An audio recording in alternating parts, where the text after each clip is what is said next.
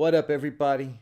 At the beginning of Raising Kanan, Season 4, Episode 4, the narrator OG Kanan said, "Once death touches you, that hand is always there. It don't ever leave.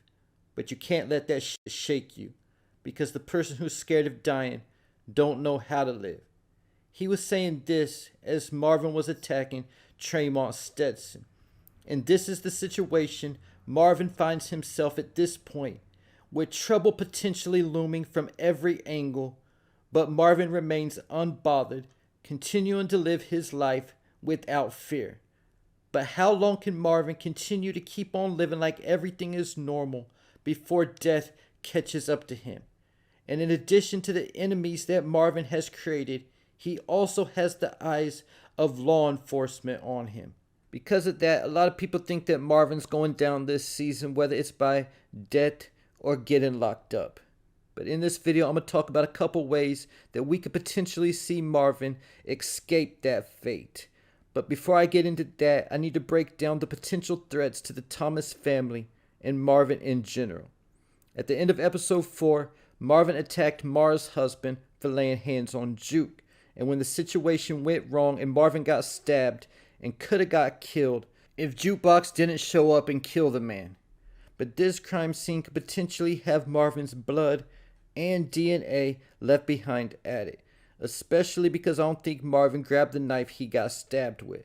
So Jukebox's first kill could ultimately create a snowball effect of events that could ultimately affect Marvin, a lot like Tariq's first kill created the snowball effect of events that caused Kanan's death and Ghost being shot and either killed or, like a lot of us think, faking his death.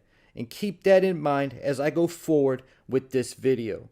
So Marvin could potentially have problems with law enforcement from the kill of Mara's husband, but he's already a person of interest by the feds as an associate of Stefano Marchetti. When Rock told Marvin that Stefano was being watched, he lied to Rock and said he hadn't been meeting with Stefano by himself. And he didn't even listen to what Rock said and ended up meeting with Stefano again, introducing him to Early Tyler. And now Early Tyler will be replacing the Bookie and Corona that Marvin killed in episode 2. And Stefano warned Marvin that if Early Tyler messes up, he would be looking at Marvin. And Stefano's only one mobster who Marvin could end up having problems with, because in episode 1, Marvin attacked Stefano's son-in-law, Tommaso, doing Stefano a favor. But Tommaso is a made man, and he saw Marvin's face twice. So that storyline could definitely come back around at some point also. But that's still not the only problems that Marvin could have with the Italian Mafia. Because in episode 4, Unique connected with Salbacelli's wife, who put him in contact with Phil Russo. And Unique could expose that Marvin killed Salbacelli, and if putting hands on a capo was bad, killing a boss could get a mob-sanctioned hit put on Marvin, not only putting Marvin in danger, but also the entire Thomas family. In addition to all that, after the beginning of episode 4, Marvin could also have problems from Tremont Stetson down the line, because he could definitely want revenge after how he was violated in episode 4.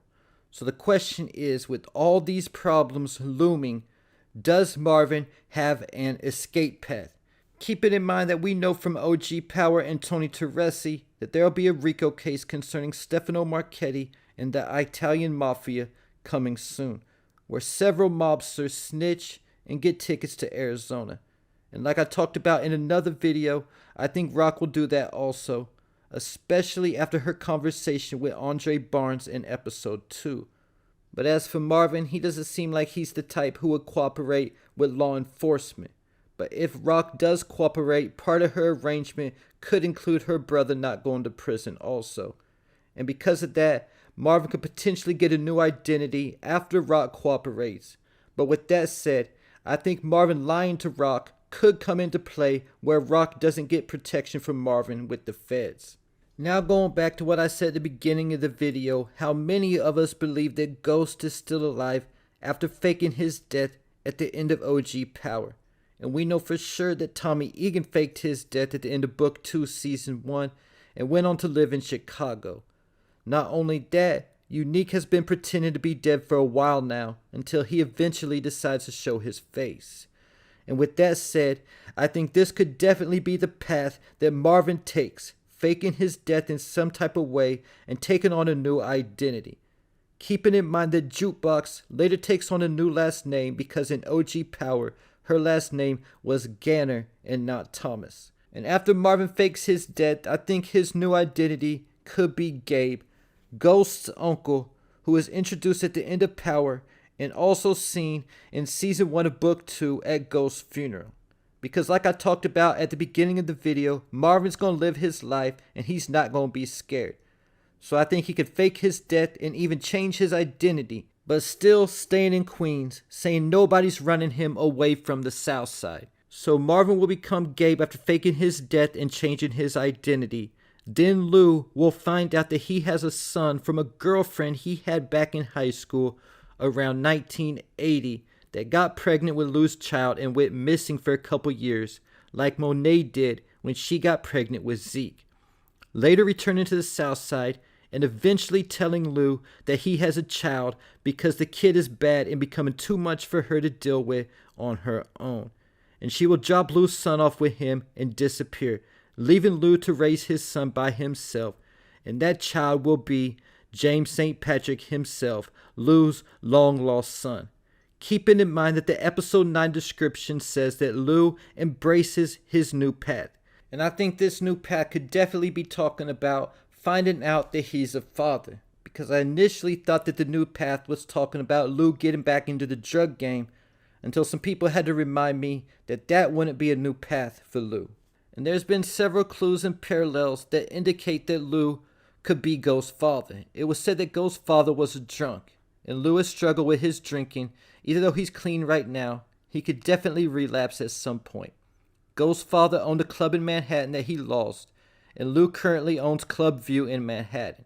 It was said that Ghost's father always used to preach about staying out the drug game or he would end up dead or in jail, and that definitely sounds like Lou. Lou and Ghost both have anger issues. Tariq told Felicia Lou's son his name was Officer Thomas, an Easter egg of Tariq being Lou's grandson. Both get hallucinations, meaning it probably runs in the family. Ghost's father was into jazz, and there's jazz pictures on Lou's walls. Ghost was said to always have his nose in the books. Lou has a bookshelf in his apartment. Ghost and Tommy had a rap group, JSP and Tommy Tom. Lou does music also. And there's the bar that Ghost went to at the end of Power, owned by Gabe and his father on the South Side Jamaica, Queens, with a building connected to it, and Rock Bottom Plaza in Queens in Season 3 with a building connected to it. And with all these clues pointing in the direction that Lou is Ghost's father, keep in mind we're talking about one specific area, the South Side Jamaica, Queens. We're not talking about New York City as a whole or even Queens as a whole. And yes, if Ghost is Lou's son, that would make Kanan and Jukebox Ghost cousins. And either though it was never said in Power that they were cousins, there's a saying, what's understood doesn't need to be explained. If they already knew that they were cousins, they didn't have to go around saying that they were cousins. And we don't see Jukebox and Kanan calling each other cousin or cuz. They call each other Juke and Kanan. And in the streets, calling someone cousin or cuz could make people think that you're gang affiliated. And either though they were beefing, that doesn't mean anything concerning them being cousins or not. Because we've seen brothers beefing in the Power universe. Kane and Drew have beefed, and Diamond and Jannard have also beefed. And Ghost sending Kanan to prison for 10 years is worse than anything that happened between Diamond and Jannard or Kane and Drew. Not to mention Tasha told Ghost to kill Kanan, but he didn't. He sent him to prison instead. That could be because they were family. And also, Sean called Ghost Uncle G. That could be because they were actually family, not just his play uncle like we assumed. And there you have it. Leave your thoughts, theories, and predictions in the comments.